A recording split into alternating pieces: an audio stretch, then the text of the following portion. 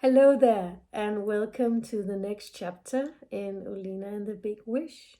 I hope you enjoy.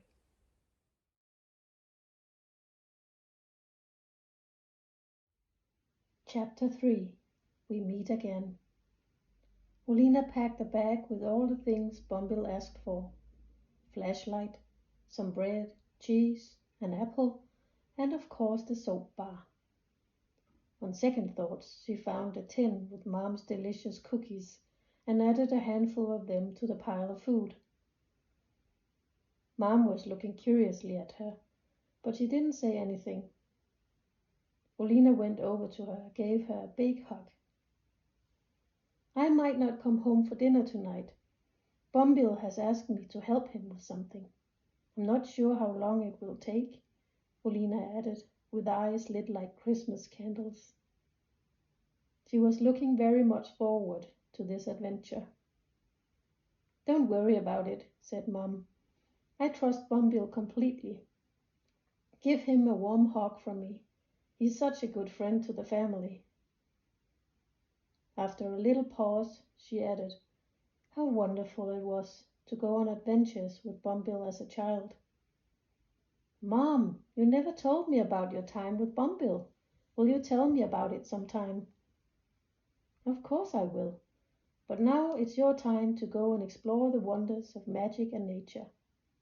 Take good care of there, and you can tell me everything when you come home.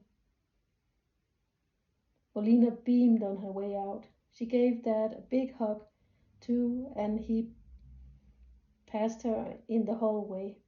She was still getting used to the fact that her dad wasn't able to see and believe in all her magical friends. See you later, Dad. It had begun to snow, and she pulled her woolly hat on and her big knitted scarf she got from Grandma last Christmas. When she breathed, the fog was forming a huge cloud in front of her.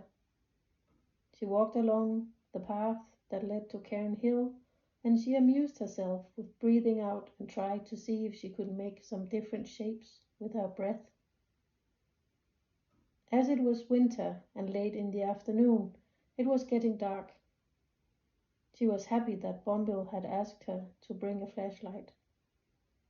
Even though she was used to walking in Whisper's forest, she usually was with her two friends, Burke and Grow, who was Bumble's nephew and niece.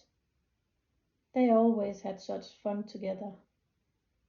Grow was ever so full of energy, and sometimes she had a lot of crazy ideas, which often led her to mischief.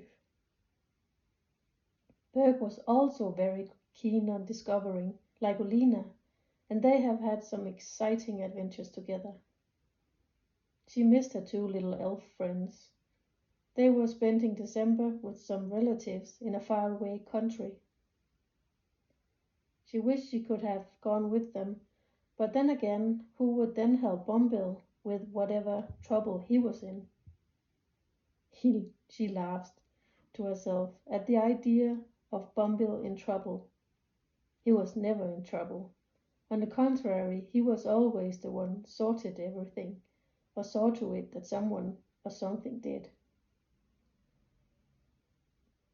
She was now close to Cairn Hill, and the familiar bluish mist radiated at her and lit up the rest of the way. It was always incredibly special to walk in the mist. The mystical mist, she thought, and shuddered.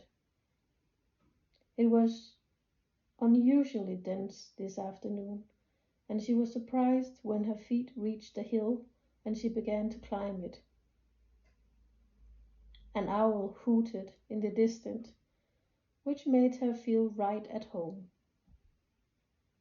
She was sure it was Alfred, the owl, who was watching over her. When she reached the top, she couldn't see anything but the big pile of stones, which once was the magical Christmas cairn. She remembered fondly when she and her family and friends gathered around the cairn to help send Bew the troll back to his family. It was a magical moment, and she would never forget it. Bombil, she called out. Are you there? To her surprise, it wasn't Bombil who appeared from behind the stones. It was Bew the Troll. Hello, Olina, he said in his deep, rumbling voice. We meet again.